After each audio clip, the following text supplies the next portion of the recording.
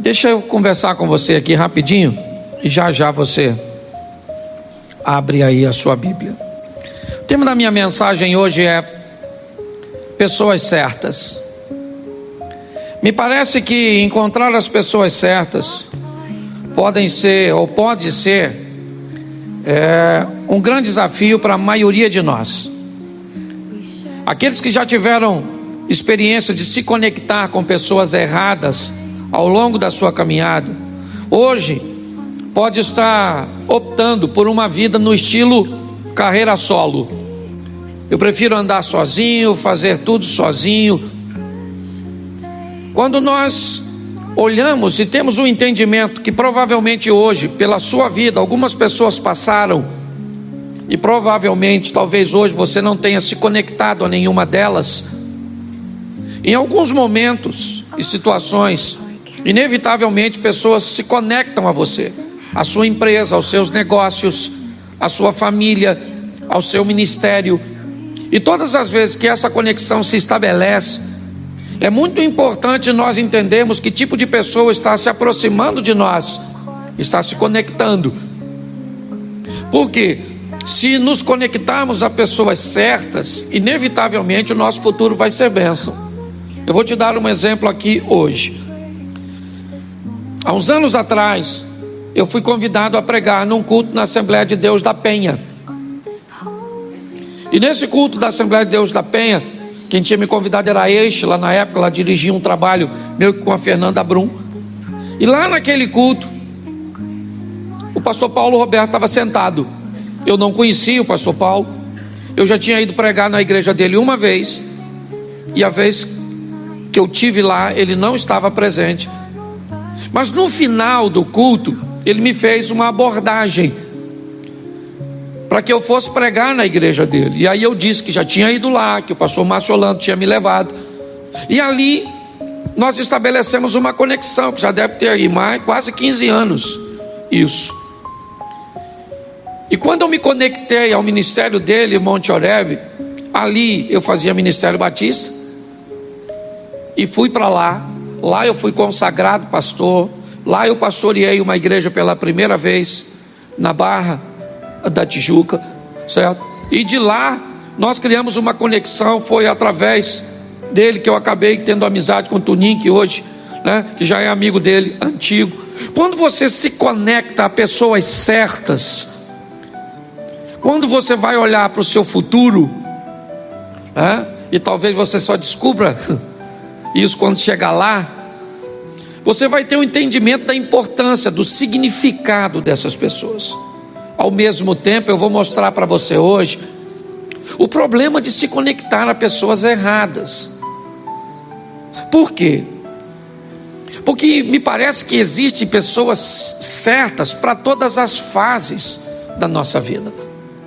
Por exemplo, nós estamos na escola, nos estudos, e quando nos conectamos, você pode notar, quando há uma conexão com pessoas estudiosas, pessoas dedicadas, pessoas que mesmo numa idade tão precoce conseguem vislumbrar um futuro, conseguem já idealizar um panorama de crescimento para a sua vida, inevitavelmente, se você se associa a essas pessoas, quando você olhar lá na frente, você vai ter resultados extraordinários. Quando você entende o valor das amizades, quem já não, como já foi falado aqui hoje, criou 2, 3 filhos, 4 filhos, 2, 3 deram certo, de repente um deu errado, caminhou para uma área que não deveria. Onde foi que eu me equivoquei? Eu treinei os 3 no mesmo ambiente, o mesmo pai, o mesmo DNA, o mesmo bairro, tudo direitinho. Provavelmente pode ter ocorrido de um desses filhos ter se aliançado a pessoas erradas, e por se conectar com pessoas erradas, ele começou a usar drogas, entrou no caminho da bandidagem, ou se distanciou de uma família que tinha um compromisso em viver no altar. Quando eu olho para também a minha vida de trabalho ou profissional, eu também descubro que se eu me associar a pessoas certas, se eu receber influência, quando eu vou olhar para as literaturas, o que eu leio, eu vou descobrir que autores podem ser autores certos e leituras certíssimas para que eu possa desenvolver em todas as áreas da minha vida, independente aí da área literária, né?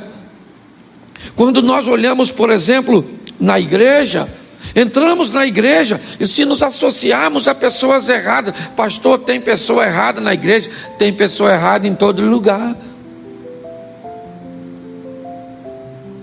Às vezes você senta do lado de alguém que não quer cultuar, que quer ficar no celular o tempo inteiro, que está dormindo, que está conversando, que belisca você. Isso é a pessoa errada para você sentar do lado. A não ser que se você for um evangelista nato, poderoso, que aí você vai lá, desliga o celular em nome de Jesus Cristo Nazareno. Eu vou orar para ele queimar, vou ver o demônio está em você. Isso. Que aí você não precisa levantar, quem levanta é a pessoa. Ok? Isso. E tem pessoas certas também para casar. Ô pastor, o senhor já falou que não tem pessoa certa? Não, tem pessoa certa. O que é uma pessoa certa para se casar? Uma pessoa flexível, que esteja capaz de mudar. Então, para todas as fases da nossa vida, e me parece, gente, que a vida é uma jornada para se fazer em grupo. Me parece que a vida não é uma carreira solo para você viver sozinho. Quem vive sozinho, primeiro, é gente que tentou amar todo mundo. Pare que essa... corrigindo. Gente que tentou gostar de todo mundo. Amar, você ama todo mundo. Gostar, não dá para gostar de todo mundo, porque tem gente que não encaixa contigo. Entendeu? Pastor, tem gente que o senhor não gosta. O senhor trata mal? É lógico que não. O senhor abençoa? Claro que abençoa. Se precisar do senhor, o senhor ajuda? Claro que ajuda. Vai na minha casa? Só se eu não convidar. Aí se aparecer lá até entra. Agora se depender de eu falar, vai lá na minha casa. Não. Paz do Senhor, querido. Louvado seja Deus. Vamos morar no mesmo céu. E aí nós vamos sentar junto quando nós chegarmos lá. Deus abençoe, vai para a sua patota que eu vou para a minha. Pastor, você quer amar todo mundo? Quem começa querendo amar todo mundo acaba não amando isso, porque se aborrece. Então aprenda a ser seletivo. Vou te dar 2 textos para que você consiga, entender que, segundo a Bíblia, a vida é uma jornada para se viver em grupo. Primeiro, coloca aí na tela para mim Gênesis 2:18.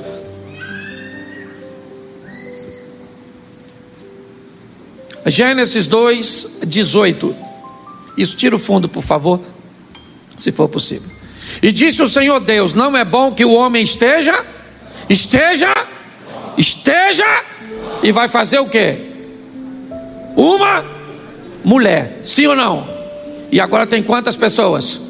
E já está bom? Não. Senão a mulher não tinha filho. Os 2 viviam sozinhos para sempre. Olha que maravilha. Sem criança para perturbar os remelentos.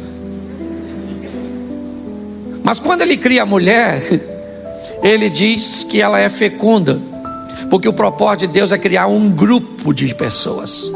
Porque viver em grupo é o que Deus idealizou. Sim ou não? Dá para viver com todo mundo? Não. Você vai ter que achar as pessoas certas. Presta atenção. Talvez a palavra não seja a pessoa certa, porque se tem a pessoa certa, tem a pessoa errada. Mas foi a palavra que eu encontrei e não vou mudar ela agora. Ok? A pessoa que não é para o seu convívio, ela pode servir perfeitamente num outro convívio. Exemplo: quem aqui gosta de futebol, levanta a mão. Isso aí, olha que beleza. Quem aqui não gosta de futebol, mas gosta, por exemplo, de frequentar a academia todo dia? Olha que beleza. Nossa, sangue, o sedentarismo entrou por aquela porta no culto hoje. Eu vou de novo para de repente eu peguei você desprevenido. Meu Senhor, e eu achando que eu era o único. Meu Senhor, esse dia eu estava dirigindo, fui pegar um negócio atrás do carro e fiquei. Freiei, estacionei. Eu falei, Jesus do céu. Mas quem é que gosta de uma academia todo dia? Levanta a mão. Melhorou muito não.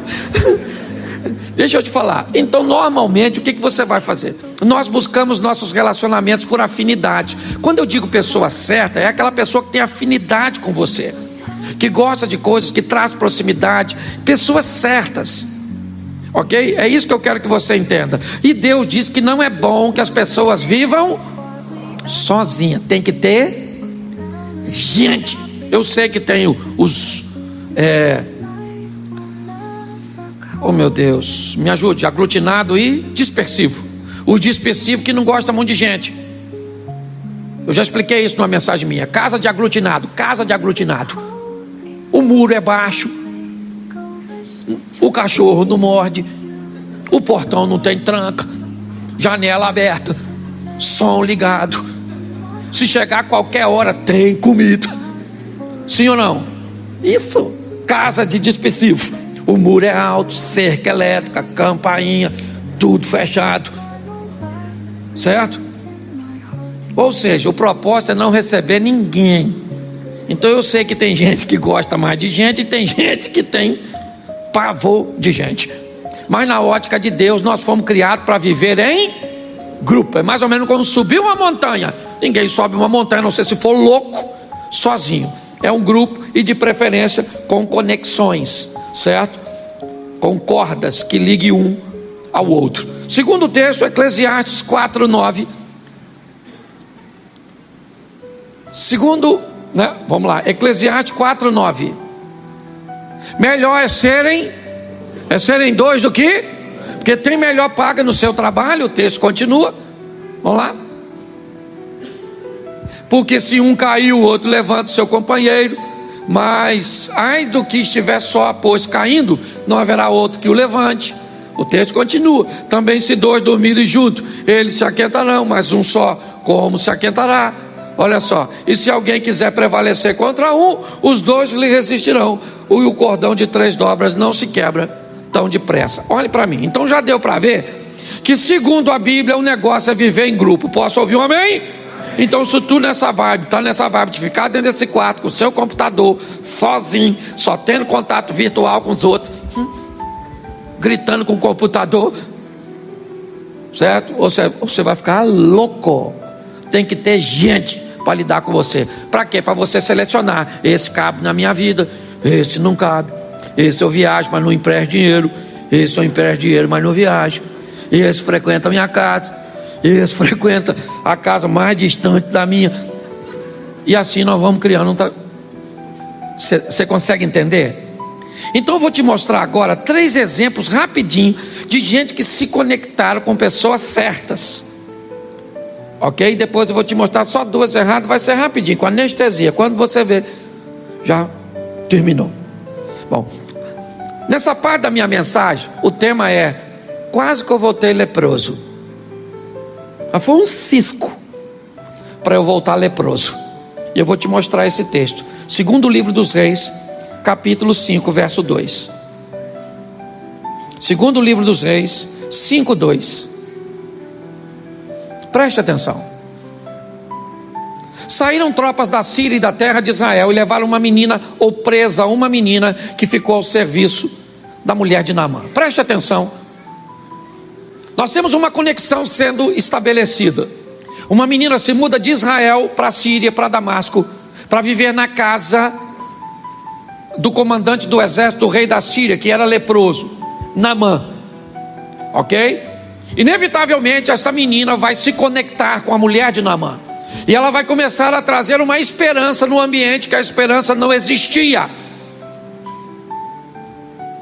E ela começa a dizer naquela casa que há cura para algo que não tem cura. Por quê? Porque aquela menina veio de longe. Ela vinha de outras conexões. E as conexões que ela trazia com ela na sua mente dizia para ela que Deus tinha poder para curar coisas que a Síria não conhece cura.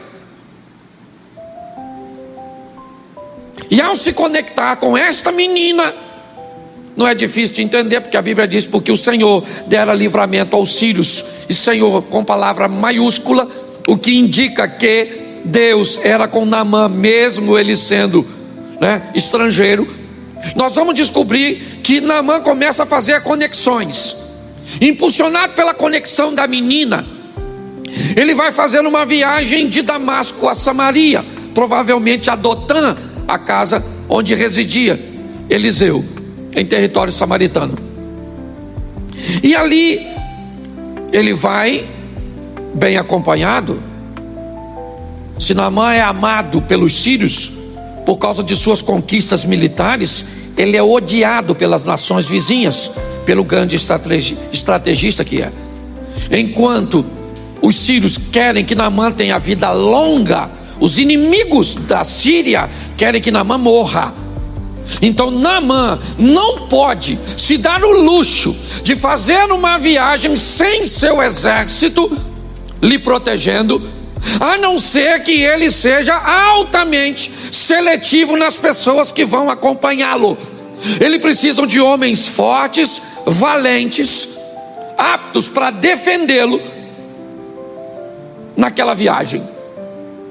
Então, inevitavelmente, ele não pode pegar todo o exército, até porque a Síria fica desguarnecida e não faz sentido. Ele então desloca um pelotão, uma tropa, e vai fazer a viagem para Samaria, provavelmente altamente armado, extremamente bem preparado, e ele selecionou muito bem as pessoas que iam com ele. Ao longo da sua viagem, Naamã começa a enfrentar percalços, desafios, desencontros, situações que lhe traziam desânimo, que diziam para ele que ele não iria alcançar. Ele vai parar diante do rei de Israel, que rasga suas vestes, que a lepra de Naamã é exposta a Israel, e eu não sei como é que ele entra na presença do rei leproso, porque ele só entrou porque a Síria havia vencido Israel. Porque quando Israel olhava para um leproso, ele gritava de longe, saía correndo. Mas quem ele é? Ele é Naamã. Ele é o comandante do exército que venceu Israel. Talvez por isso, e por trazer a carta do monarca que governava tudo, o rei da Síria, ele tem acesso ao rei. Mas ali o rei diz para ele: eu não posso fazer nada para você, porque eu não sou Deus. E Naamã recebe um impacto. E ele agora vai da presença do rei para a casa de Eliseu. Põe para mim o verso 13 desse mesmo 5:13. Quando ele chega na casa de Eliseu, Eliseu não o recebe, e diz o moço que trabalha com ele, Eliseu: manda Naamã mergulhar no rio Jordão, um rio sujo, próximo à cidade. Naamã recebe o segundo impacto negativo, e agora ele decidiu: eu vou embora, eu cheguei aqui leproso e vou voltar para casa leproso. Vambora, vambora, vambora, reúne as tropas, pegam as armas, vambora. Esse camarada, ele deveria me receber, eu estava nutrindo outras expectativas, achava que eu ia ficar curado de outra forma. Junta tudo e vamos embora, viemos aqui à toa. Quando ele diz à toa, e eu vou voltar para casa, então chegaram-se a ele os seus servos, a turma que foi com ele. Ele escolheu pessoas certas, e não simplesmente porque sabiam manusear uma arma, um escudo, uma lança, não porque eram hábeis em confrontos militares, mas quando Naamã escolhe pessoas, ele escolhe algumas pessoas que farão com que ele consiga superar coisas que ele por si só não superaria. Você tem que andar com gente, escolher pessoas para andar com você, talvez que sejam fortes na área cuja qual você é fraca, porque essa é a função da vida: aproximar pessoas e atrair pessoas opostas. Por quê? Porque se todos nós somos hábeis para lutar com uma espada? E se vier alguém com uma lança? Como nós vamos nos defender? Mas quando eu me alianço com alguém que gosta muito de uma lança, eu digo: nossa, mas você é diferente de mim. Eu gosto de espada e você de lança, mas vamos juntos. Porque se vier alguém com uma espada, se vier alguém com lança, quando ele leva esses homens, muito mais do que carregarem uma espada, eles carregavam um espírito. E é isso, uma mentalidade. Então, quando ele está dizendo eu vou embora, ele não vai embora leproso por um fio. Ele já está cansado, desgastado, a fim de ir embora, chateado, aborrecido, porque está assim de gente que quando enfrenta suas adversidades e não tem ninguém para dizer: oh, acorda meu irmão, vamos embora, não desanima não, vamos lá rapaz, vamos embora meu pai, olha só, meu pai, vamos lá, se o profeta te disser alguma grande coisa, porventura você não faria, quanto mais dizendo: lava-te e ficarás purificado. Vamos lá Naamã, vamos lá Naamã. E o Naamã falou: vamos lá então, vamos lá. Ele estava a fim de ir embora. Para de andar com pangaré, Zé Rosquinha, Zé Ruela, cabeça de bagre, gente que só olha para o caos. Para com isso, seja seletivo. Chame gente para andar com você, que vai dizer para você: vamos embora, vamos embora, vamos embora. Ah, meu filho, minha mulher está terrível, sério. Mulher é tudo igual. Separei da minha ano passado, arrumei outra, mesma coisa. Sabe? Casamento é assim mesmo, mulher é complicado.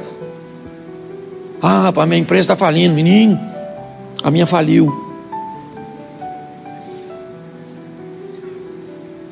Pare para pensar. Eu gosto desse camarada porque ele ia voltar para casa leproso, sim ou não?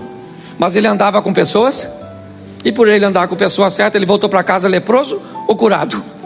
Mas quase voltou leproso, quase, se foi um cisco para voltar. O que me indica que, se você estabelecer bem suas conexões, pessoas certas para andar com você, seja seletivo. Naquela tropa não foi qualquer tipo de pessoas, ok? Se você tiver bons amigos, gente boa, com a mesma visão, isso pode te ajudar bastante a ter bons resultados. Coloca para mim aí Daniel capítulo 1, verso 6. Daniel 1, 6. Vamos lá, irmão. Isso. Entre eles se achavam dos filhos de Judá Daniel, Ananias, Misael e Azarias. Quando eles chegam na Babilônia, a primeira coisa aqui, o eunuco vai fazer é mudar o nome deles, porque o propósito é exterminar a identidade dos meninos. Ok? O propósito dele é exterminar a identidade, ou seja, esqueça quem vocês são. Aqui não tem Daniel, aqui não tem Misael, aqui não tem Ananias, aqui não tem Azarias. Aqui é Sadraque, Mesaque, Abednego, Beltesazar. Olha só que o texto me mostra que esse grupo de amigos, eles tinham resultados juntos, resultados separados. Vamos lá, o que eles enfrentam? Primeiro, 3 anos e meio de estudos, onde eles estudam juntos. Como é que foi a classificação do Enem do Nabucodonosor? Primeiro lugar, o Daniel.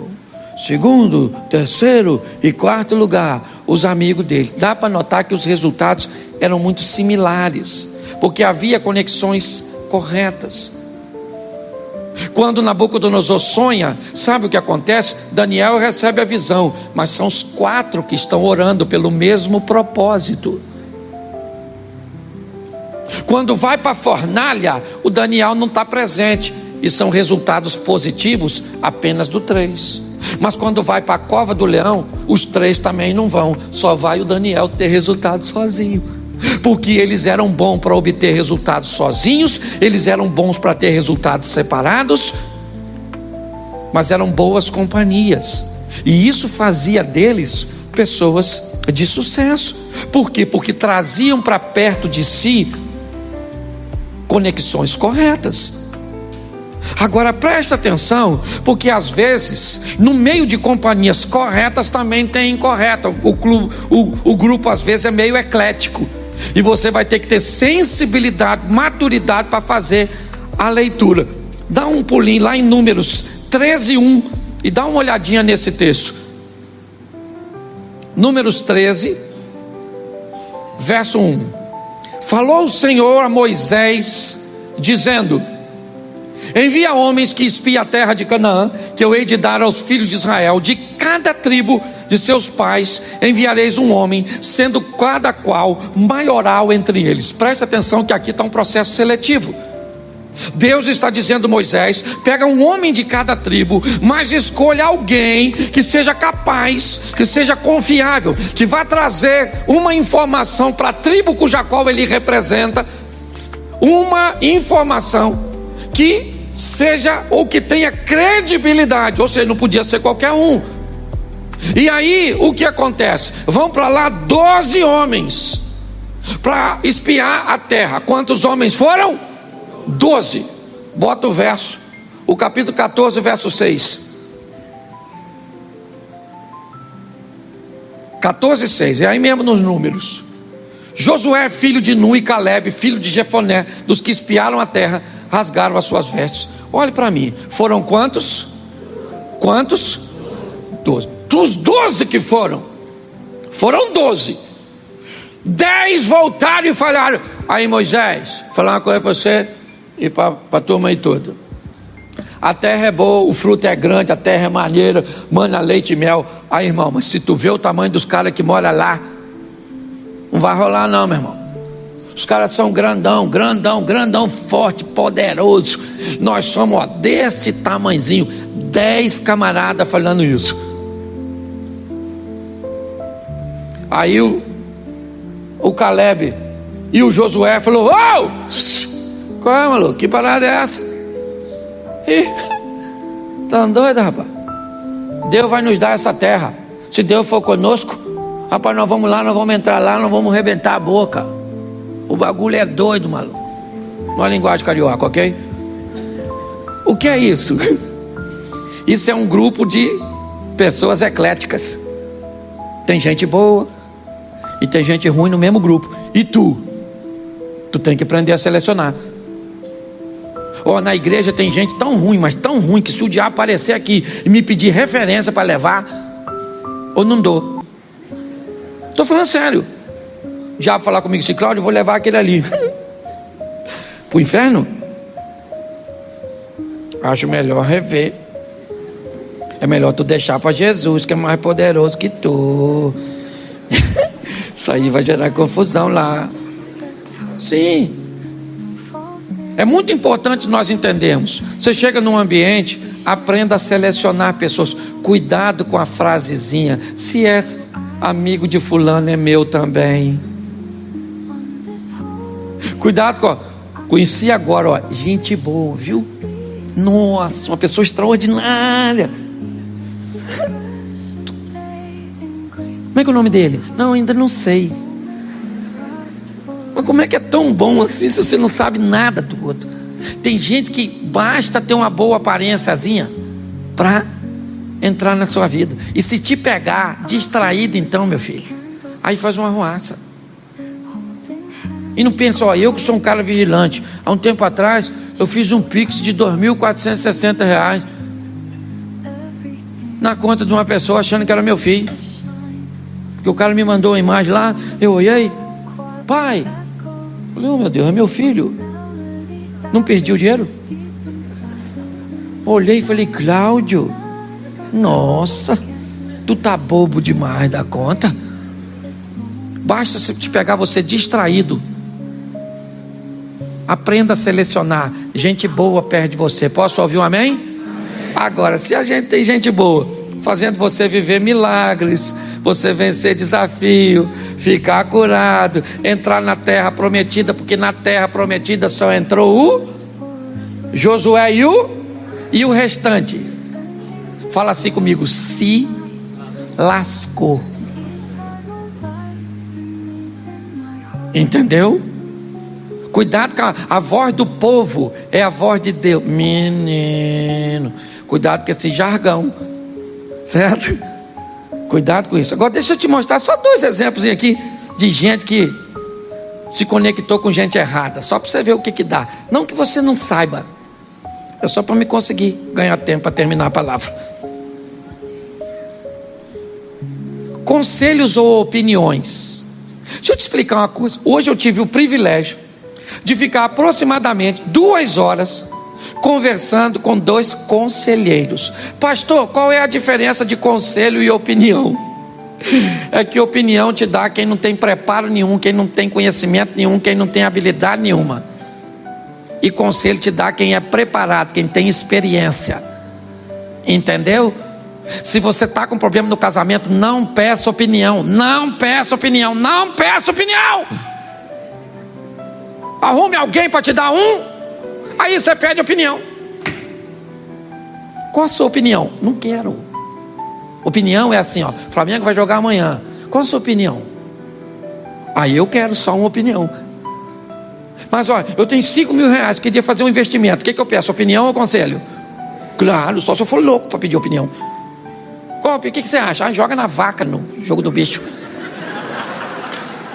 Aí o que vai dar? Burro na cabeça.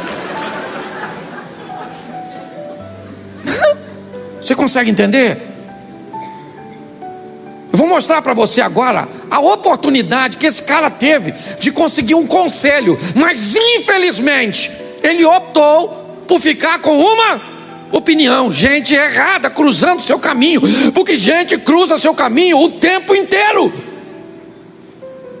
Coloca aí, 1º livro dos Reis, capítulo 12, verso 6.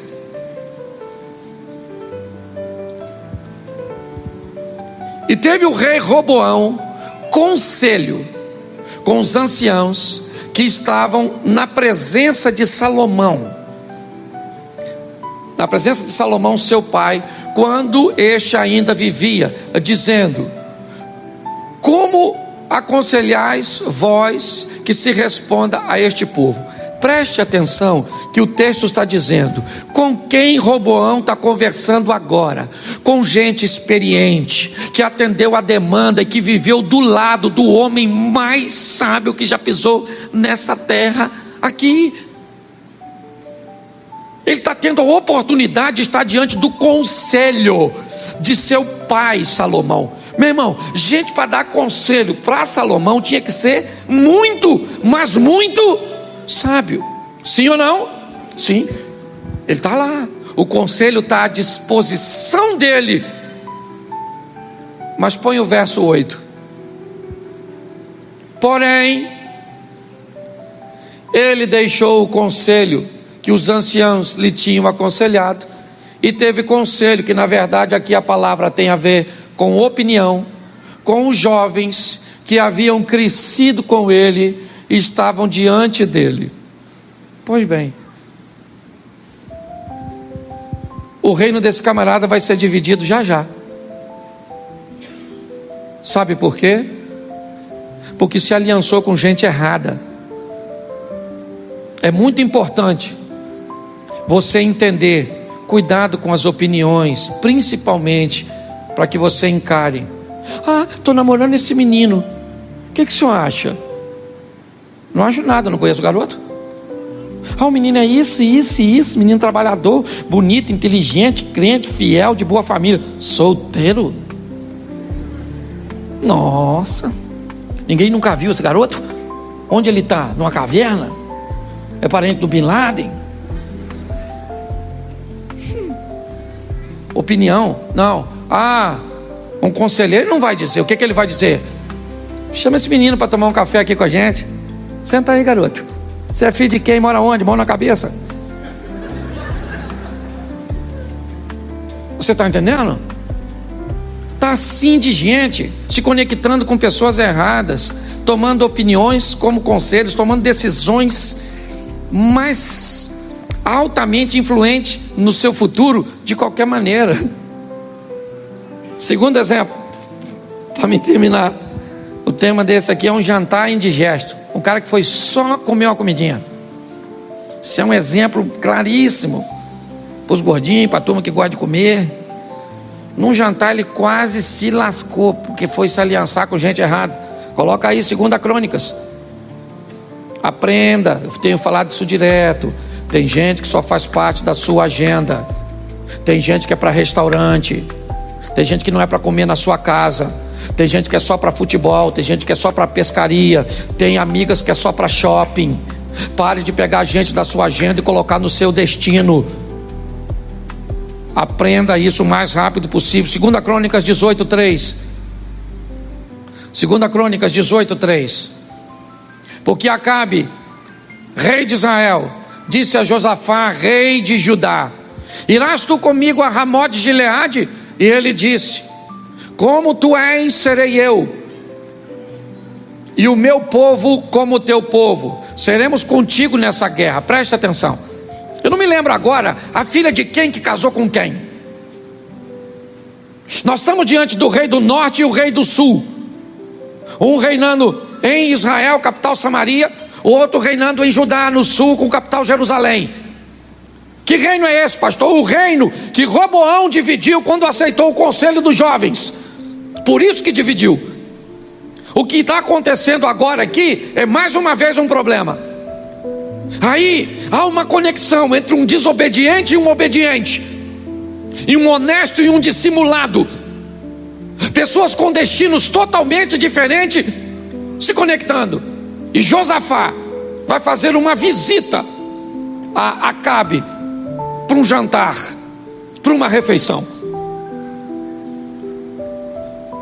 Acabe já não vinha muito bem das pernas na sua gestão, já vinha enfrentando algumas dificuldades, perdendo algumas guerras, perdendo alguns territórios, e dentre esses territórios estava Ramote de Gileade, uma cidade que ele considerava extremamente importante, até porque o era. E nesse ambiente, com a visita de Josafá, que vem nadando de braçada, porque estava andando com Deus, vem vencendo tudo, meu irmão, sabe? Camisa vermelha e preta, o cara vinha, perdia lá uma vez ou outra um negocinho assim, para quem sabe ler um pingo é letra. E na verdade só fiz isso para brincar com ele, que é vascaíno. Escute só, o cara tá vindo vencendo, aí vai comer os dois, desobediente com obediente. Aí o obediente tá fazendo o quê? Comendo. E o desobediente falando. Aí, comida boa? Ô Josafá. Ai, Josafá, estou aqui pensando, sabe? Estou a fim de ir lá guerrear contra Ramote de Gileade, para tomar aquela cidade que é nossa. Que nossa. Você não vai comigo? Josafá falou: claro que eu vou, já devia ter bebido alguma coisa. Claro que eu vou. Meu povo vai ser seu povo, meu cavaleiro vai ser seu cavaleiro, Mas Josafá falou assim: ô Acabe, não dá para a gente perguntar aí a Deus? Acabe falou: claro, ainda eu sou bons profetinhos aí, o restante minha mulher matou. O cara que é casado com a mulher que mata profeta, tu come com um cara desse? Seja franco. Só se você for doido. Não, Acabe é gente boa. Quem é a mulher dele? A Jeza. Mulher doidona. Gente, tem coisa que a pergunta não é se vai dar errado, é só quando. Que vai dar errado a gente já sabe. Esse dia eu fui dar um conselho para um casal que queria casar. Aí sentei numa churrascaria, olhei para ele, olhei para ela. Vocês vão casar? Eu falei: eu acho melhor sem casar não. Aí ela já me olhou assim, ó. Falei: olha, o divórcio de vocês vai ser muito pior que o casamento. Sabe o que fez? Ela isolou ele de mim, Não deixou ele falar mais comigo. Casou. Eu vi pela internet. Falei, nossa, casamento bonito. Fui convidado, não. Aí me perguntaram, você não foi convidado? Falei, fui não. Mas na hora eu falei comigo, mas vou ser convidado para o divórcio. Nossa, pastor, eu sou amaldiçoado. Nunca, não tem boca para amaldiçoar ninguém. Que isso? Que é doido? Já viu esses pastores que o mesmo vai sair da igreja? Ah, você vai? Ah, você vai. Vai. Você vai ver o que vai acontecer. Você é louco, rapaz. Você vai que Deus te abençoe, que te prospere em nome de Jesus. Você vai ficar bem, eu vou ficar bem, porque Deus está no controle da nossa vida. É assim. Mas voltando aqui, o telefone tocou uns meses. Pastor, estou me divorciando. Eu falei, ah? Legal. Aí eu vi que ele ficou meio chateado. Como assim? Eu falei, nossa, meu filho, eu não sou sua mulher, não sou nada seu, eu não sou um conselheiro, mas eu vou te falar uma das frases que minha mulher mais fala comigo quando algo acontece e que me dá uma raiva terrível, mas eu tenho que escutar, e agora você vai escutar. Eu te avisei, eu te falei. Ah, perturbar outro. Você está rindo, mas é sério. Tem coisa, gente, que é só fazer a leitura. Aí sabe o que acontece? Olha só, o cara é casado com uma mulher que mata. E que tipo de profeta ela mata? Só profeta do Senhor. Não mata os profetinhas de Baal, de Azera, não mata nada. É a tal da maluca lá. Aí o que aconteceu? Olha só, vieram os profetas tudo. Aí o Acabe, a mulher dele mata.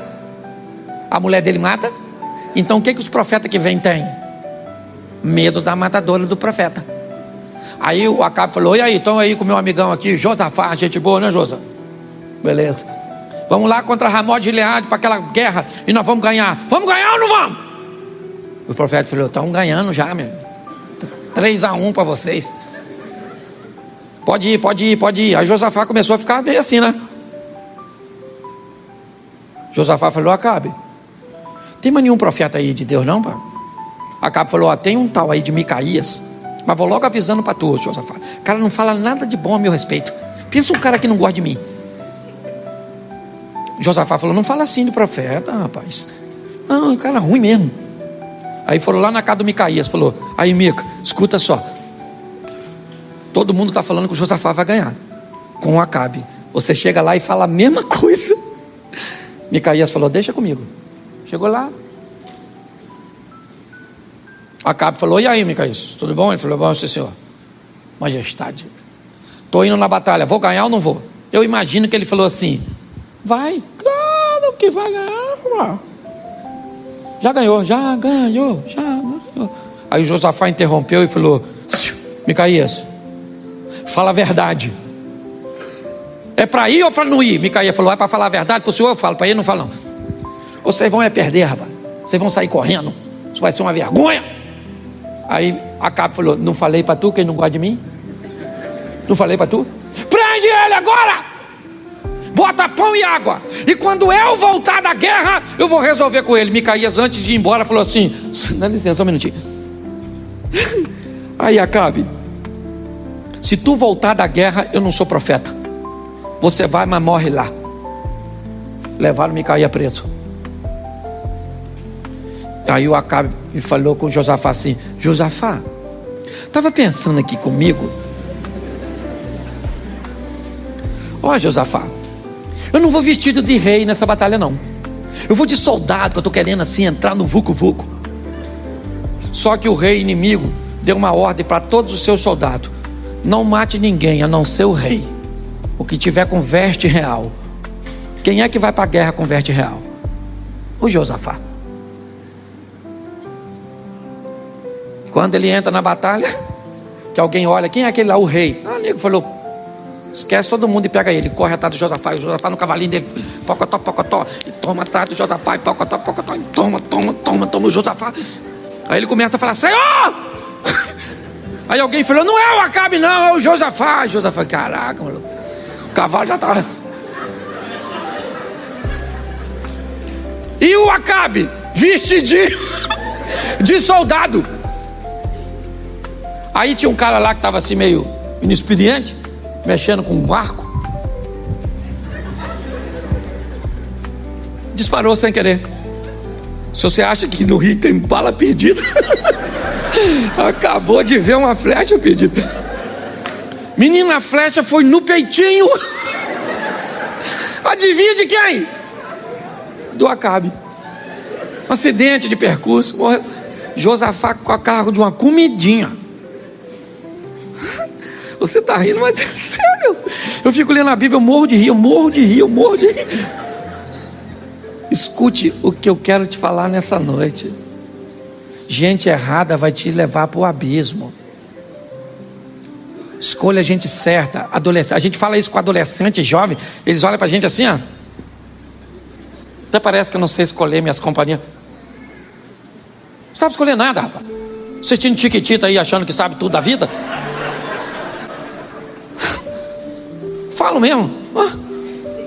Você vai, às vezes vai aconselhar, parece até um oráculo. Sabe? Lembra do He-Man, a feiticeira? Ah, vai pro castelo. Poxa, o assunto é sério, gente. É a nossa vida que está em jogo. Você viu aqui o que nós fizemos? Desde o início, você viu a palavra? Como é que nós estamos ministrando? Ninguém está querendo governar seu voo. Nós estamos apenas querendo te oferecer uma cartinha. Sabe? É só isso. Ninguém quer controlar a sua vida. Nós queremos te dar uma carta de voo, um direcionamento. É só isso que nós estamos fazendo. E deixa eu te explicar aqui. Quem está recebendo e está colocando em prática, meu irmão, está voando, está mudando de vida, está vivendo o incrível, o extraordinário, o sensacional. Então não coloque qualquer tipo de pessoa na sua. Tem pessoas certas e pessoas erradas. Todas elas podem participar? É lógico que tem. Nós somos maduros o suficiente e não precisamos descartar ninguém da nossa vida. Mas nós somos maduros também para colocar as pessoas nos níveis que elas podem estar. Sabe? Evitar trazer para perto, para questões fundamentais, para posicionamentos estratégicos. Onde? Na sua empresa. Onde? No seu ministério. Onde? Na sua família. É assim que tem que ser. Saia daqui para colocar em prática, porque é isso que está mudando vidas. A prática da palavra. O tema da minha palavra é em busca de poços. Em busca de poços. Biblicamente, uma fonte de água é algo imprescindível. Talvez não seja para nós, ou não tenhamos essa noção, num país tropical como o nosso, onde temos fontes de água. Só aqui em Xerém temos 3, 4 rios passando por aqui. Não temos uma dimensão do que é um ambiente. Às vezes você vai no interior do Nordeste e você vai ver a maioria das casas se utilizando de captação de água de chuva, porque não tem como conseguir água. Uma palavra veio ao meu coração, o que a igreja está com muita urgência de necessidade. E aí veio essa visão ao meu coração. A igreja precisa de poços. Poços. Nós vamos usar hoje a figura de um poço para expressar um obreiro, uma pessoa dedicada, eficiente, apta para receber pessoas, para acolher pessoas, para dar uma palavra de motivação, para ser alguém que pode oferecer refrigério, alívio para aquelas pessoas que estão chegando. Vamos precisar driblar, ou seja, esses poços precisarão ser habilidosos para sobreviver às intrigas, às fofocas, aos problemas, às dificuldades, aos dissabores, aos desencontros, aos conflitos, para que, apesar de sabermos que tudo isso existe, nós conseguimos vencer isso e continuar oferecendo às pessoas a possibilidade de ter um encontro com Cristo Jesus. Não podemos erradicar isso, seria uma utopia, algo surreal, né? Desejarmos que um grupo de pessoas não viva seus conflitos, seus dilemas, seus problemas. Mas em meio a tudo isso, vamos precisar de poços. Pessoas em condições de serem um ambiente de refrigério, de alívio, para saciar a sede daqueles que estão chegando, ou pelo menos que estão passando. Quando você vai num ambiente bíblico, as rotas eram montadas pelos viajantes, não por serem mais próximas, mas eles viajavam de acordo com os poços que encontrariam no caminho. Talvez seja muito mais fácil pegar uma reta, né? A menor distância entre dois pontos. Mas se não houvesse nesse ambiente um poço, o lugar mais longe ou mais distante seria o mais apropriado. Então o poço, ele estabelecia a rota das pessoas. As pessoas que viajavam contavam com um poço. Por quê? Porque ele não se move. As pessoas têm certeza que ao passarem por lá, o poço vai estar lá. Boa parte das pessoas são como viajantes. Um número menor de pessoas funcionará como poços. Eles estarão aqui no Projeto Recomeçar, como estão na Assembleia de Deus, na Metodista Wesleyana, na Metodista, na Universal do Reino de Deus. São aquelas pessoas que não se movem, aconteça o que acontecer. Elas não são viajantes, não. Elas sabem conviver com eles. Por quê? Porque eles vão passar.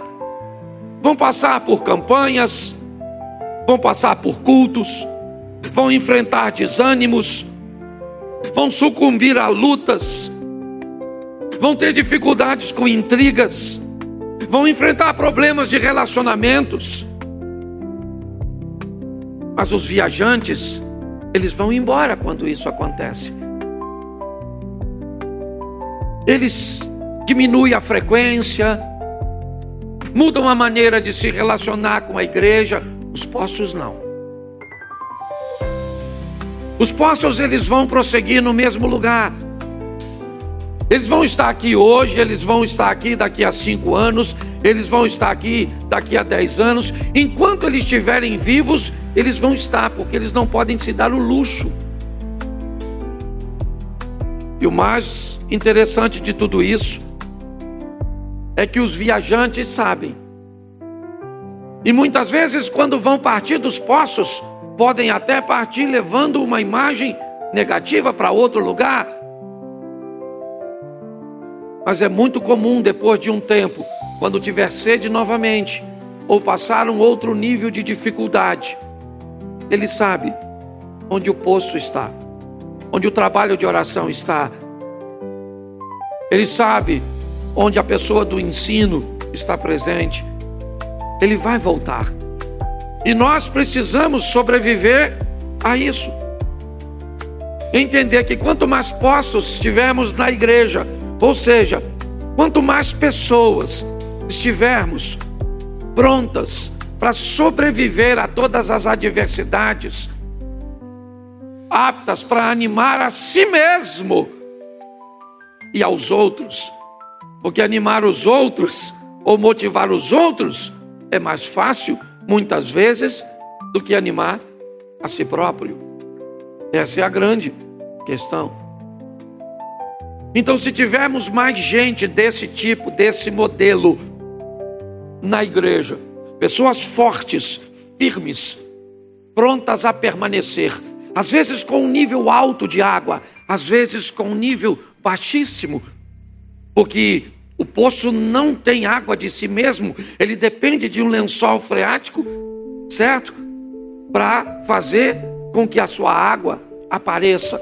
Mas ele está ali, e aqueles que estiverem passando poderão saciar sua sede nele, receber um alívio, ok? E depois talvez vão embora. Para onde? Para a vida. Para onde? Para outra agência do reino. E os poços? Os poços vão continuar onde sempre estiveram, esperando a chegada do próximo viajante. Então eu separei alguns textos bíblicos, porque até agora a exposição é minha, mas agora nós vamos dar uma olhada em alguns poços na Bíblia. Quando você vai fazer a viagem do Egito até Israel, as paradas, os oásis, certo? Os resorts, eles estão sempre posicionados num lugar onde tem água. Você anda 3, 4 horas no deserto sem observar quase nada.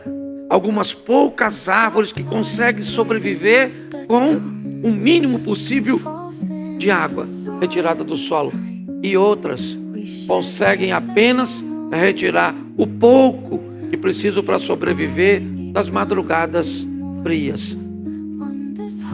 Mas eu quero mostrar a vocês alguns poços, e o primeiro é Gênesis capítulo 21, verso 19. Põe para mim, por favor. E abriu-lhe Deus os olhos, e viu um poço de água, e foi encher o odre de água, e deu de beber ao menino. Feche os seus olhos. Senhor nosso Deus e Pai, em nome de Jesus, eis aqui a Tua palavra. Continua falando conosco e usa-me como um canal de bênção nesta hora, em nome de Jesus. Você pode dizer amém? Preste atenção nessa história. É a história de uma mulher. Seu nome, Agar. Ela está muito longe de sua terra natal. Ela não pediu para estar vivendo aquilo ali.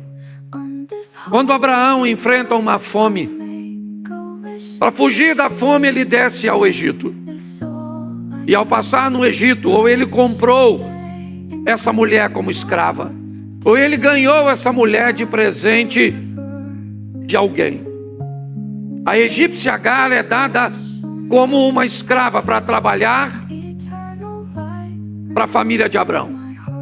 E ela viaja com eles. Ninguém lhe perguntou se ela queria ir.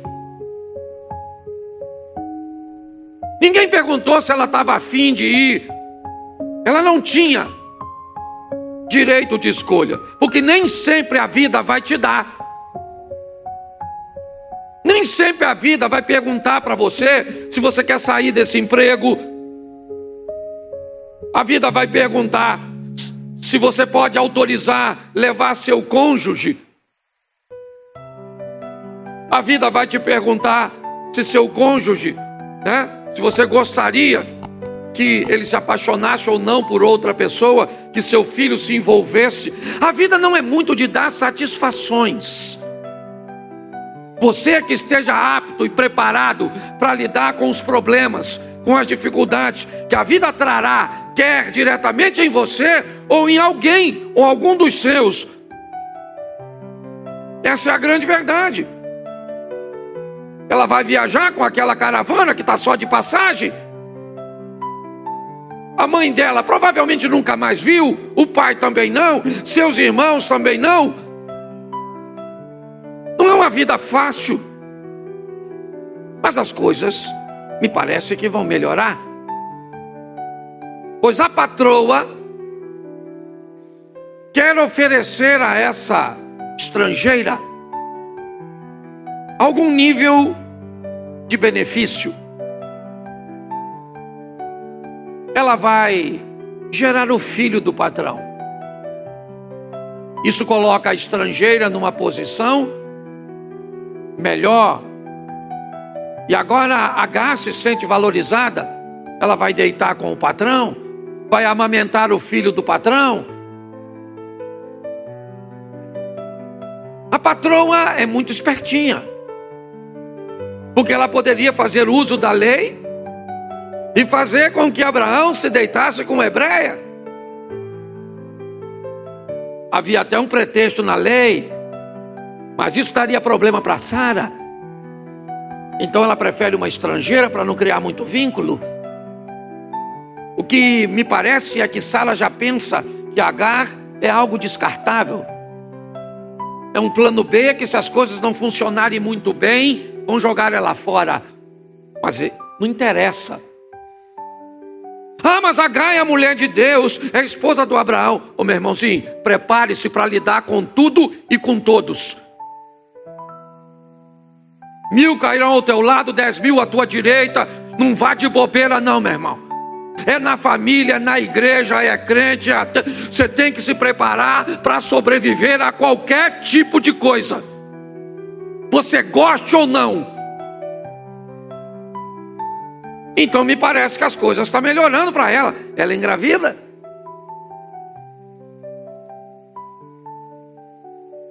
Mas a patroa ficou enciumada. A escrava achou que agora era um pouquinho mais, era só um pouquinho só. Mas a patroa não gostou. E pior, pior no contexto da situação, a patroa engravidou, contrariando a expectativa. 89 anos, a desgramada da velha engravida, certo? E quem engravidou? Um velhinho de 100. A Bíblia é fantástica. Se nós olhar para uns homens de hoje, o cara tem 30, não pega nada. Ele pega Covid. Escute só, olhe para mim. Agora o menino nasceu. O garotinho da egípcia já tem 13 anos de idade. Já é um rapazinho. As coisas foram desenrolando. Isaac foi crescendo, o filho de Sara. E Abraão resolve dar uma festa. E parece que uma mudança de ciclo na vida do menino, que sai da amamentação. E nesse momento, o irmão mais velho, que é quase um jovenzinho, faz uma brincadeira. E não foi uma brincadeira que Sara gostou. Então Sara diz para Abraão: manda essa mulher embora. Provavelmente, se não me falha a memória, Berseba. Algo que não é muito longe de Jericó, mas é muito longe do Egito. De ônibus hoje, de Berseba ao Cairo, nós vamos botar aí 7 horas de ônibus. Para uma mulher fazer uma viagem dessa com um garoto, o negócio não vai ser fácil. As coisas estão ruins para essa mulher. Abraão coloca Agar e o garoto para fora. O que ele leva? Um pouco de pão e um odre de água. Para ir para onde, meu irmão? Você me tirou da minha casa, me tirou da minha família. Que história é essa?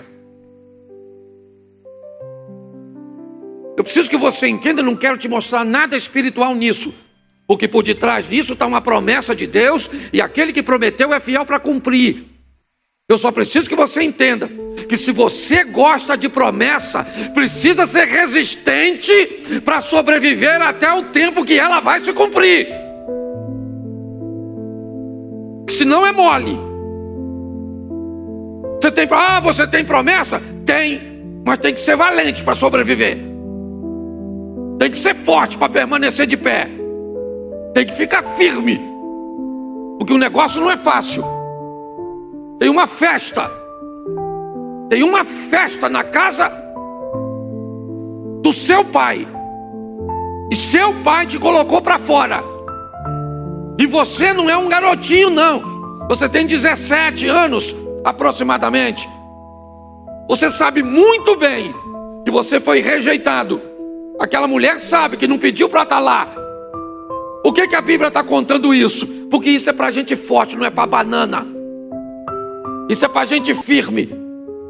Por que a Bíblia diz que 1000 cai ao teu lado, 10.000 cai à direita, e você não é atingido? Isso não é para qualquer um, isso é para gente forte. Então aconteça o que acontecer, você precisa sobreviver.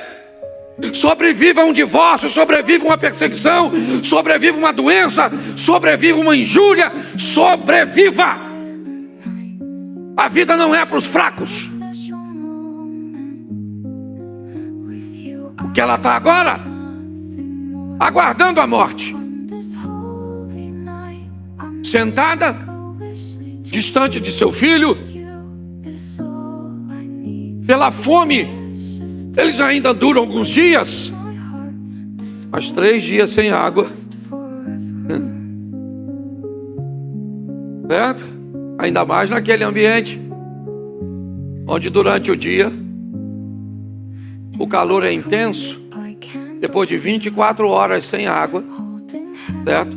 A mente já não consegue mais pensar direito.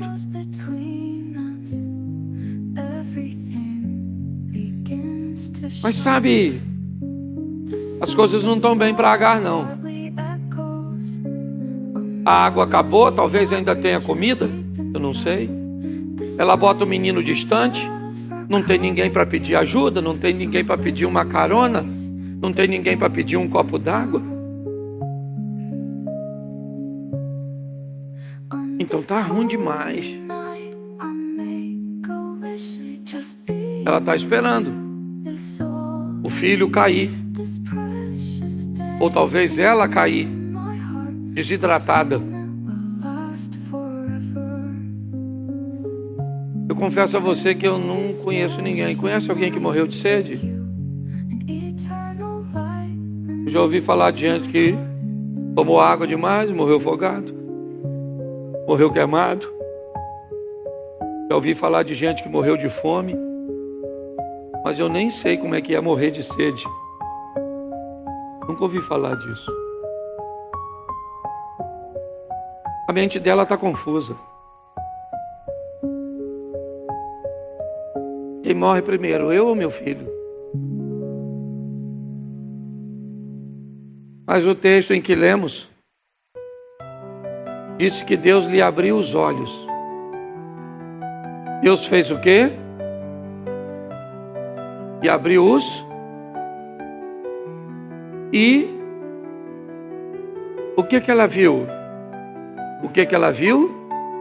Bom, então me ajude aí. O poço já estava lá, sim ou não? Deus fez o poço aparecer. Deus fez com que ela visse o poço que já estava. Por que ela não via? Talvez por causa da dor, da decepção, da tristeza, da angústia. Ela não via. O poço era a solução para ela, sim ou não? Mas ela via a solução? Não. Então Deus abriu os olhos. Naquele momento, o que é o poço?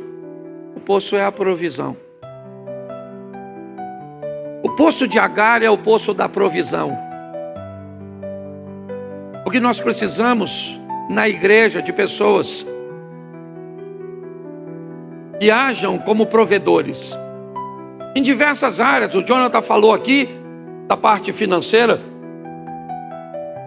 mas nós também ouvimos aqui a palavra do Eduardo falando da campanha motivando. Nós precisamos de poços aqui, de pessoas que são ou que trazem consigo a provisão, seja ela financeira para alguns, com condições de fazer as coisas funcionarem de forma econômica, seja com seu ânimo, com a sua fé. As pessoas aptas para receber os sedentos que estão morrendo de sede, que não conseguem enxergar uma solução. E você muitas vezes pode se tornar este poço, alguém que pode solucionar com uma informação, com um abraço, com um carinho, com uma oração, com uma atenção, com uma coisa simples. Mas não se engane, temos muitos viajantes e poucos poços. Essa é a grande verdade. Boa parte das pessoas estão envoltas nas intrigas, nos problemas, conversando com seus passados, com suas feridas, lambendo suas chagas. Mas alguns de nós não têm tempo para isso. Alguns de nós não podemos nos dar o luxo dessa frescura. Aconteça o que acontecer, nós vamos estar firme, forte. Muitas vezes querendo ir embora, querendo desistir. Mas nós sabemos quem somos, o que somos. Então Agar agora enxerga um poço, porque Deus abriu os olhos dela. E ela conseguiu enxergar algo que já estava ali, mas ela não via antes. Nós precisamos de pessoas que funcionem como provisão. Estejam aqui prontas para dar uma direção para alguém, um conselho. E aprenda uma coisa, meus irmãos: quando você conversa com alguém, você pode falar com ela em duas instâncias: aos ouvidos e ao coração.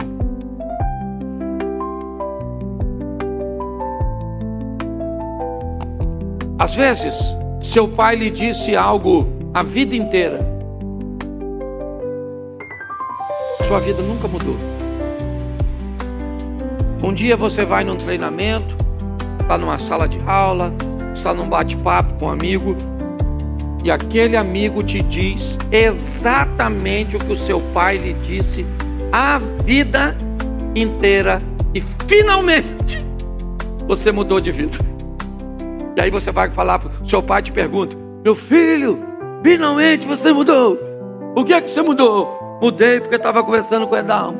Edalmo falou comigo isso, assim, assim, assim. O seu pai fala: hã? Mas eu falei isso com você a vida toda, mas falou com o meu ouvido, não conseguiu falar com o meu coração.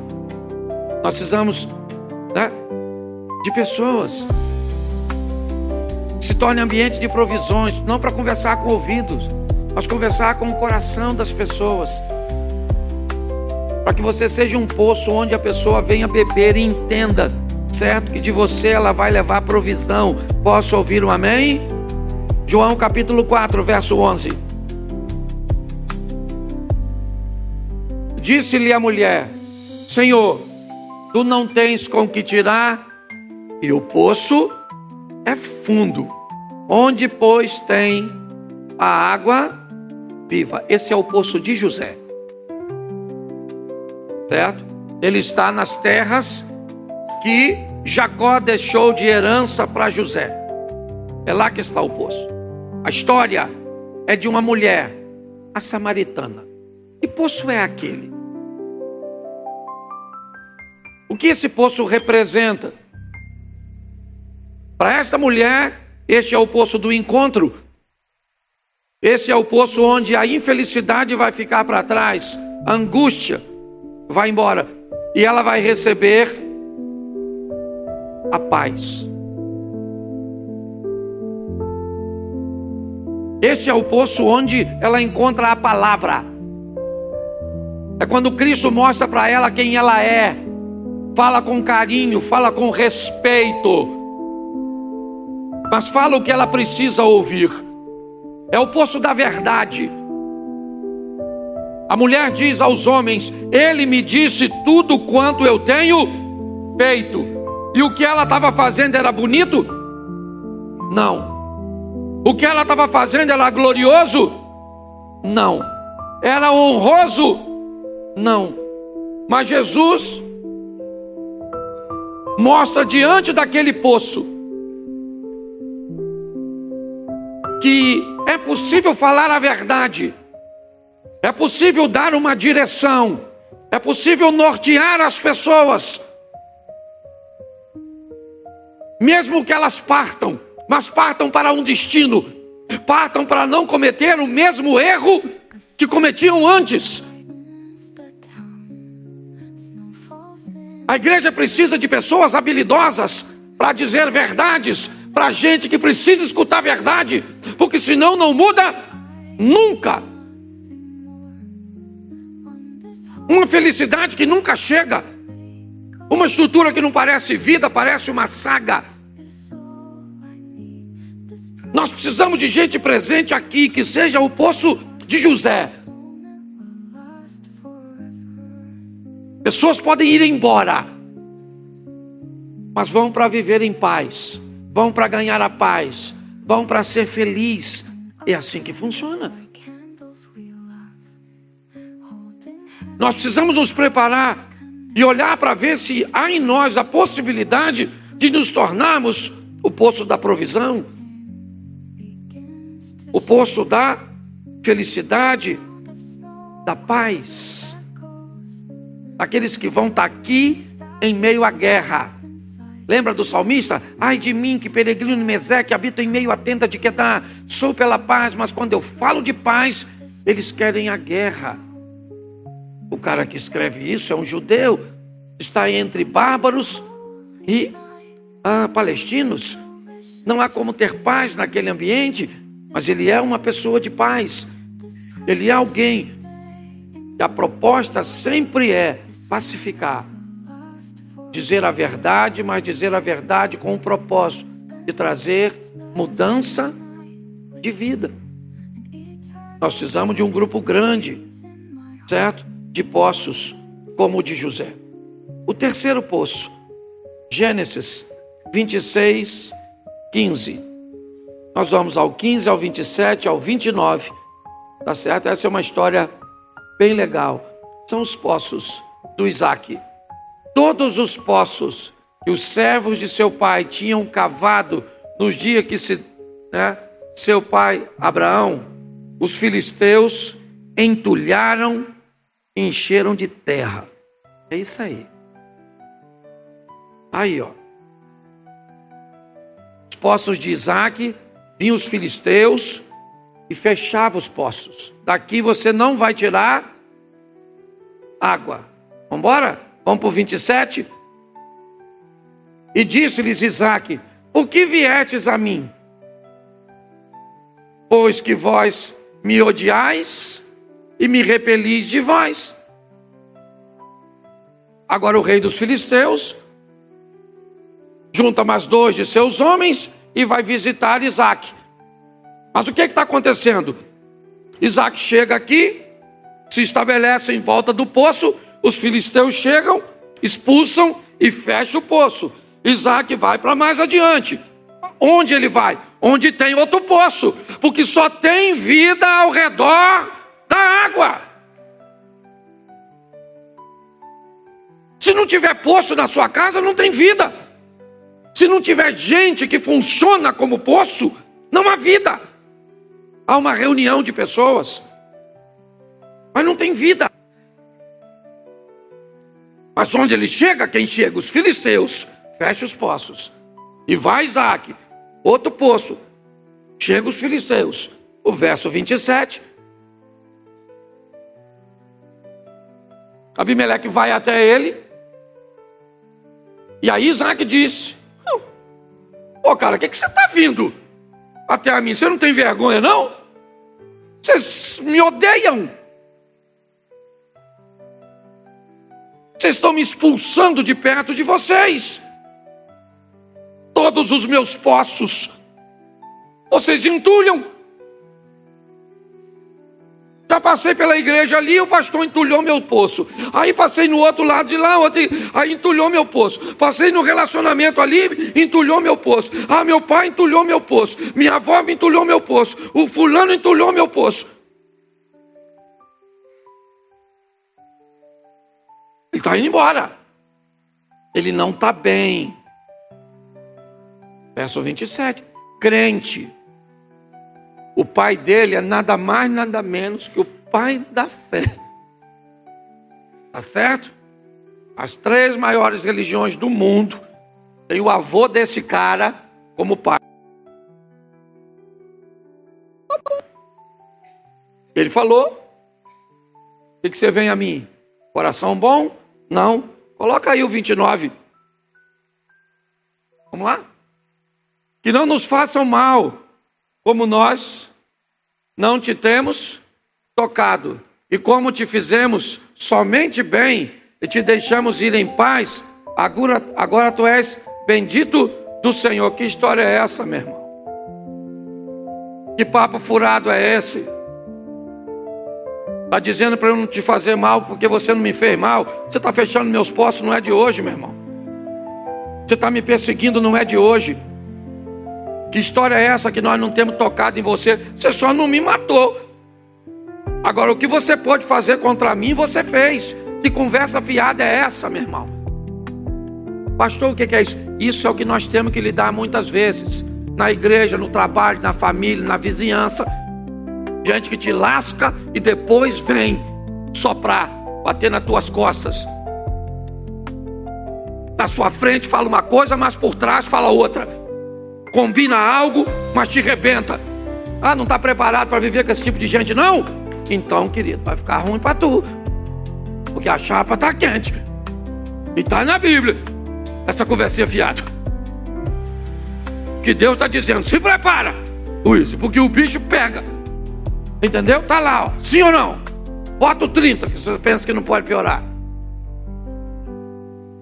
Bota o 30, santo varão.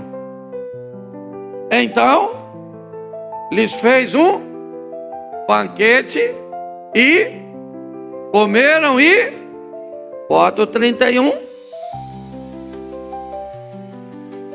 E levantaram-se de madrugada e juraram um ao, e depois os despediu e despediram-se dele em... Preste atenção aqui, porque isso é legal. Esse poço é maneiro. O que vem aí, já já. Os poços estão tudo fechado, sim ou não? Sim ou não? Isso, me ajuda aí, poxa. Tá certo? Uma discussão danada. Uma falsidade. Lascada, lascada.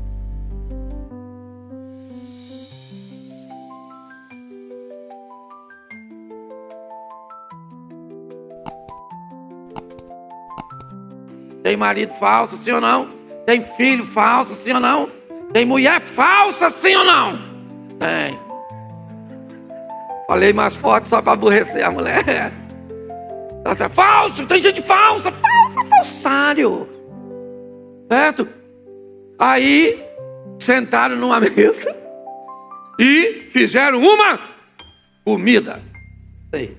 Ambiente bom para consertar as coisas, viu? Aliás, pensa num ambiente bom para resolver as coisas, tem comida. Não é de hoje. Comida está em tudo. Se comunicar com os orixás. Põe comida. Fui até para outra religião, olha que beleza. Tá certo? Bota lá a comida nas encruzilhadas, bota o negócio. Certo? Isso aí. Rei Arthur ia fazer suas incursões, fazia seus jantares na tábua redonda. Todo mundo comendo. Até Jesus, os maiores ensinamentos. Toma-lhe pão, comida. Você quer conquistar uma menina, você fala o quê? Vamos comer um negócio ali, garota. Tomar um sorvetinho, pôr mais duro. Não, na verdade. Grandes negócios são fechados em mesas de almoços e comida. Então fizeram um banquete, comeram e acertaram.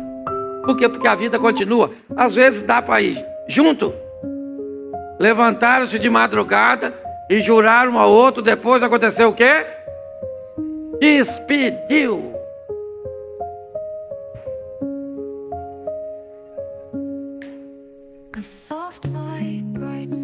Vaza.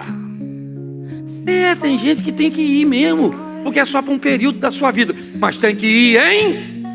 Tem que ir, hein? Paz. Porque Isaac tem água, sim ou não? Isaac tem água nessa ocasião, sim ou não? Não, os postos estão tudo fechadinho. Mas resolveu o problema, sim ou não? Sim ou não? Me ajude, gente. É que também eu falei que eu não ia ficar mais pedindo vocês para falar, né? É chato, parar com isso. Fala mais nada não.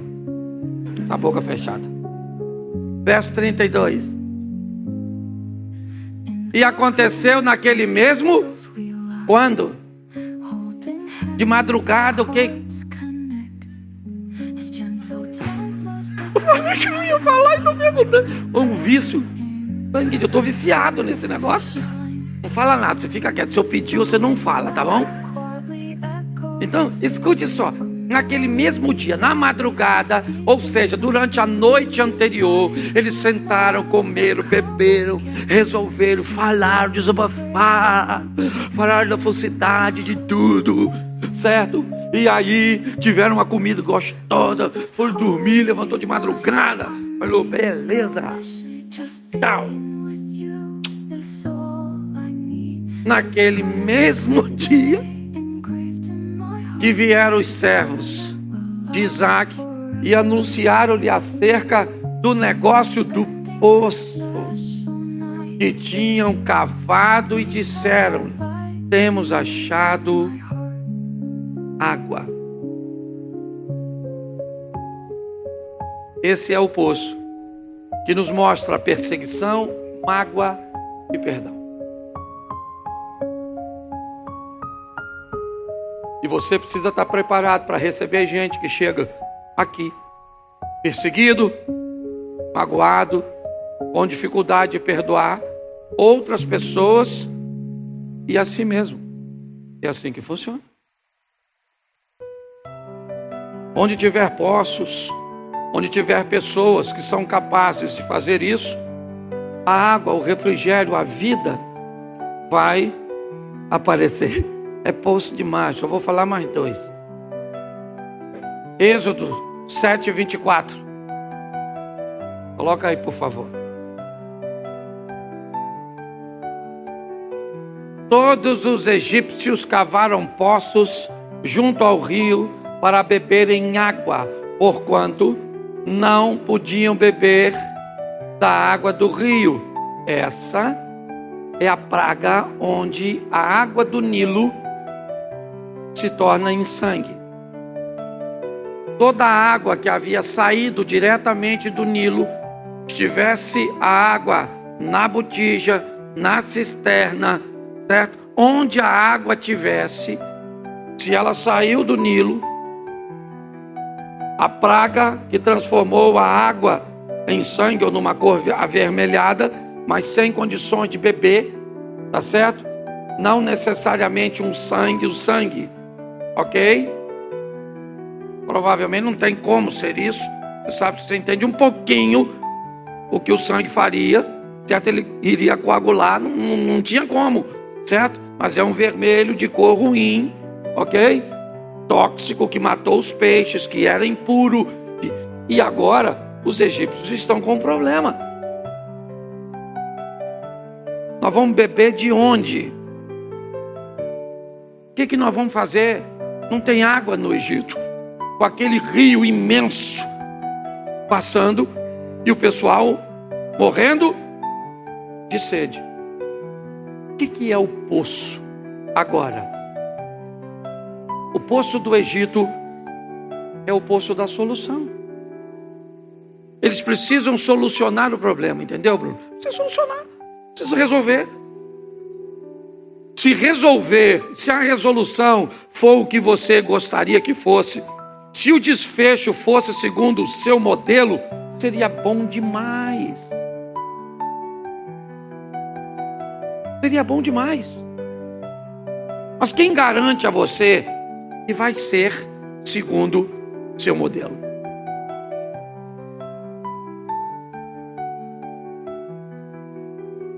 Não vai. Não é sempre que as coisas vão acontecer do jeito que você espera. Então, sabe o que eles fazem? Nós vamos buscar um poço. Vamos cavar um poço aqui. Ah, mas todas as águas estão vermelhas? Todas as águas estão impuras? Ah, mas vamos cavar um poço. Vamos cavar um poço, mas a água do poço também pode estar vermelha, sim ou não? Mas nós só vamos descobrir depois que cavarmos. Você precisa de uma solução? Então não dá para ficar parado. É o que você gostaria? É o seu ideal? Talvez não seja, mas talvez seja a sua realidade. Enquanto você não tiver seu ideal, aprenda a trabalhar a sua realidade. Pelo menos você está em movimento. Os poços do Egito são os poços da solução. Ah, mas as pessoas podem me criticar porque eu fiz isso. Querido, às vezes elas não sabem quantas opções você tinha. Às vezes era a única opção. Você precisa entender isso. Nós precisamos, na igreja, também, pessoas que funcionem como poços de solução, oferecendo alternativas, que nem sempre resolverá o problema com exatidão, mas pode fazer com que alguém consiga ganhar um pouco mais de tempo para resolver as coisas. Que não trabalhamos só com milagres, aqui não, que trabalhamos com gente. E é assim que funciona. Tem muitas pessoas que chegaram aqui, certo? Precisando de algo muito grandioso, mas não conseguiram de forma imediata, mas tiveram que sobreviver àquele período e não desistirem.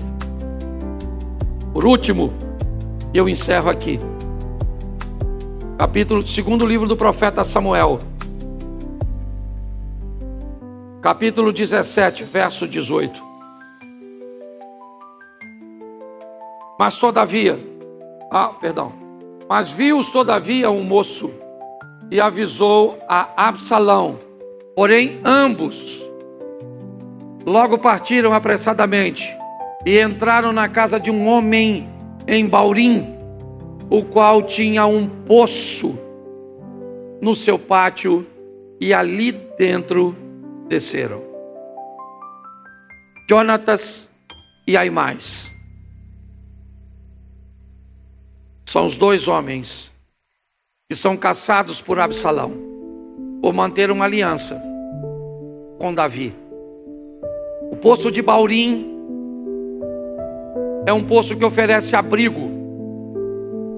Está no pátio da casa do homem, né? O local é Baurim, o nome do poço não fala, que você pode colocar você, se quiser, como dono desse poço, ou como o próprio poço. E quando os dois estão ali, Absalão chega na casa para procurá-los. Os dois resolvem descer no poço. Uma mulher coloca uma tampa, joga umas cascas por cima da tampa, de forma com que Absalão e seus homens não conseguem identificar o poço.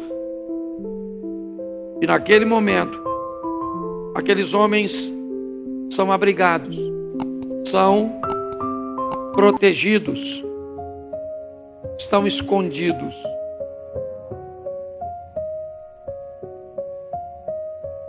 Nós precisamos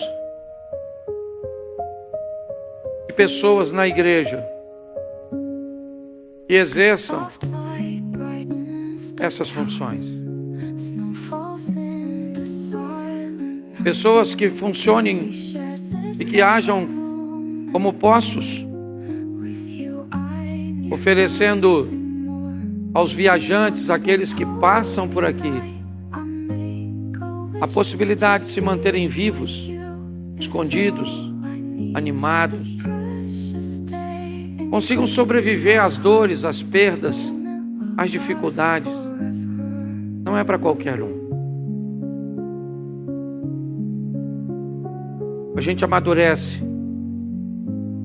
A igreja vem passando um momento, e ele é quase global, onde as pessoas escolhem 3, 4 cultos por mês para virem à igreja. Eu venho quando eu posso. Pastor, eu venho quando dá. Ah, pastor, eu não vou participar disso aí não, porque é assim que tem acontecido hoje. E nós, como pastores, liderança, temos que entender esse momento.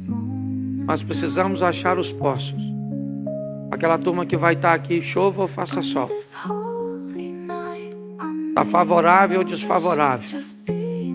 Brigou em casa com o marido e vai ter que vir para o culto, meu irmão, de nabico. Veio para o culto, não sabe nem onde o marido está, não sabe como está o filho. As coisas estão difíceis, mas nós não trabalhamos para nós. Nós trabalhamos para o Senhor. Estamos aqui para dar esperança às pessoas, para oferecer às pessoas um ambiente onde queremos receber pouco e ofertar muito. Então eu quero terminar dizendo que nós estamos precisando de mais pessoas que estão dispostas a ficar. Estamos precisando de mais pessoas que estejam dispostas a lutar contra suas tentações, buscar um nível de vida com Deus mais próximo. Pessoas dispostas a receber menos e a oferecer mais. Pessoas que consigam, neste tempo difícil, mais tempo, mais fé, mais disposição, mais conhecimento, mais bom senso para oferecer de beber a essas pessoas. Aqui, o garçom somos nós.